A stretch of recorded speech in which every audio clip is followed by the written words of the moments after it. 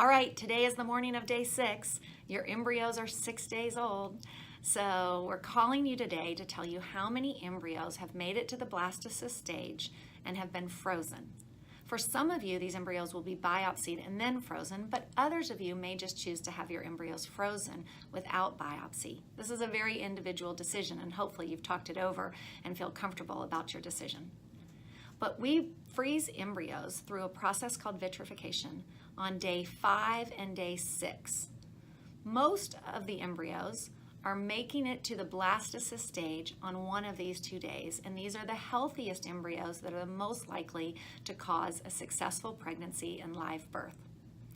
The embryos that make it on day 5 are really on time. That is when we hope for them to make it to the blastocyst stage.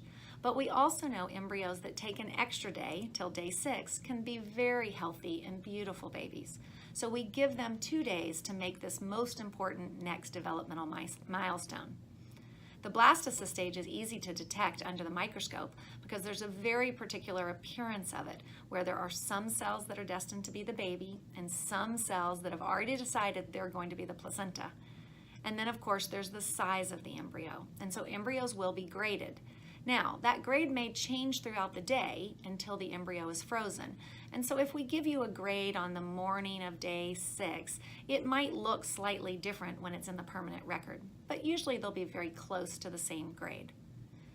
All embryos that are 3BB or better are frozen.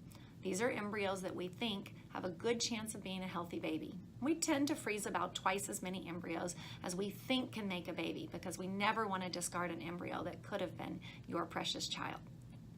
So we'll call you on the morning of day 6, tell you how many embryos made it to the blastocyst stage, were frozen on day 5, and how many more are projected to be on day 6. Sometimes we'll call you later in the afternoon when we actually know the final number, or we'll send you an email when we have the final number. But I know many of you are waiting anxiously by the phone, hoping to hear some good news on the morning of day 6.